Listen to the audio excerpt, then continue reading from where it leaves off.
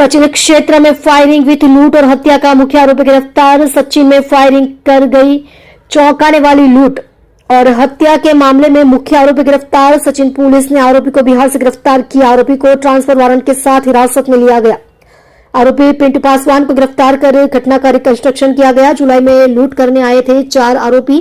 शाम को ज्वेलरी दुकान के मालिक पर फायरिंग करते हुए बिजनेसमैन की हत्या कर दी गई थी। आरोपी पिंटू पासवान पिछले 5 महीनों से फायरिंग कर की गई लूट और हत्या के मामले में फरार था, जिसमें सचिन पुलिस द्वारा मुख्य आरोपी को गिरफ्तार करने में सफलता प्राप्त की है। आप देख रहे हो न्यूज़ 9 सुरती चैनल के साथ कल्पेश राणा की रिपोर्ट।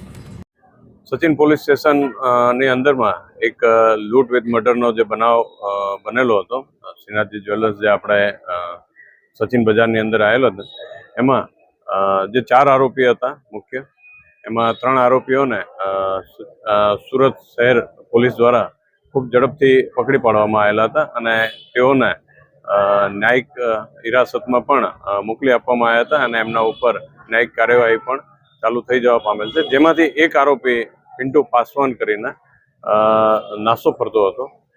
તેને જે સુરત શહેરના ક્રાઇમ બ્રાન્ચના ટીમો, સચિન પોલીસ સ્ટેશનના ટીમ અને જે કહેવાય ત્યાંના સ્થાનિક પોલીસ અને સ્પેશિયલ ટાસ્ક ફોર્સ બિહાર પણ ખૂબ પાછળ લાગેલી હતી, જેથી તમામની મહેનતને અંતે જે પિન્ટુ પાસવાન જે આરોપી હતો એને બિહારના પોલીસે પકડી પાડી બીતપુર થાના જે ક્ષેત્ર છે એની અંદર આર્મ્સ એક્ટના ગુનામાં એને પકડી પાડી અને નામદાર કોર્ટ હવાલે કરતા જે જેલમાં પહોંચેલા હતા।